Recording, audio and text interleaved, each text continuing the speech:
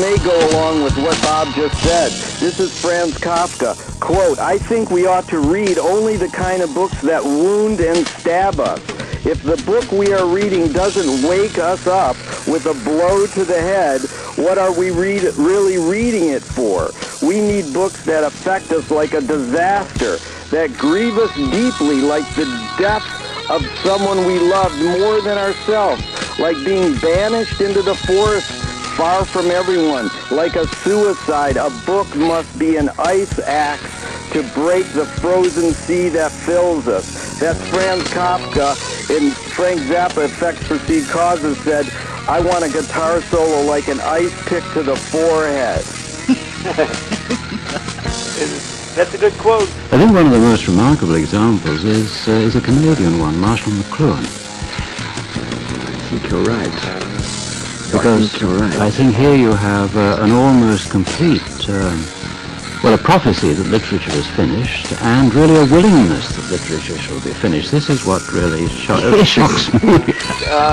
The problem is the book does not activate people like that today. The only book that could do that is Phineas Wake. It's the last book, and therefore the realization of the book's means. How do you wake up people? How do you drive them to sleep today when the numbness is so contradictory and paradoxical that everybody is fully awake, as Leonard Cohen sings, everybody knows, everybody knows. Yes, it's collective consciousness now. There is no unconscious, but we're unconscious about how we got there.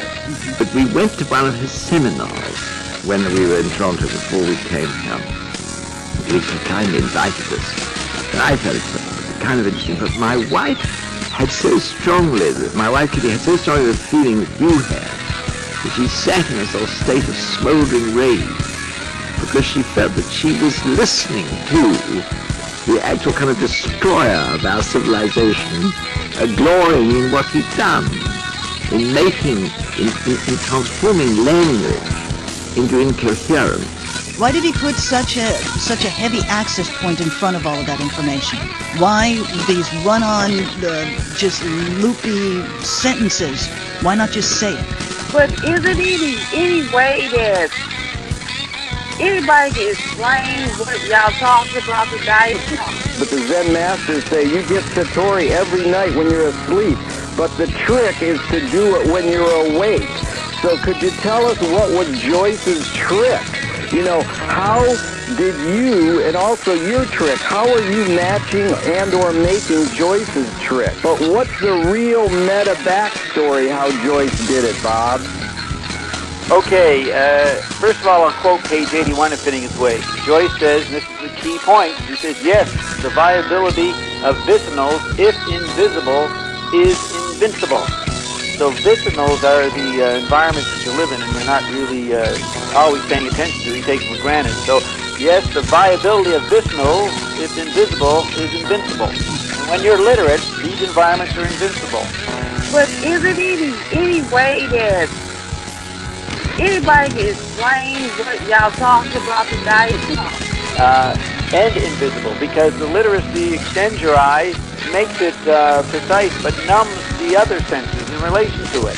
So you miss the comprehensive vision. But I want to tell something that's never been said before.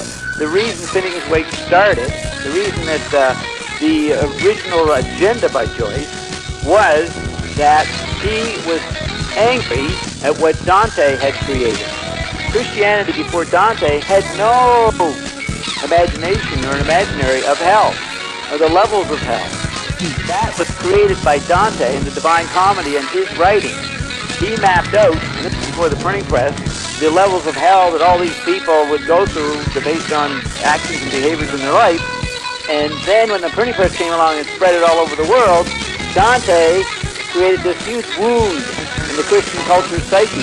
And Joyce began with that. So he makes fun of people attending a wake, like you do in Ireland, and attending the body, and this person is gone, disappeared, and Joyce saw the absurdity of that, and that's where it begins. Bob, what's your source on that, as Ned St. Baptist, John the Baptist would say? What's your source on that one? James Joyce himself. Okay, that's from Speaking to Him from the Grave? Yes. Oh, who said, how can we know the dancer from the dance? William Butler Yeats. Here's the thing, Bob. How can we deal with people who say, well, I don't believe in you talking to someone from the grave? I mean, the important thing is the content, right? What you're talking about, not your source. How would you react to someone who doubts when you say, I'm talking to someone from the grave? I don't care. Oh, okay. But is it any way that anybody can explain what y'all talking about today?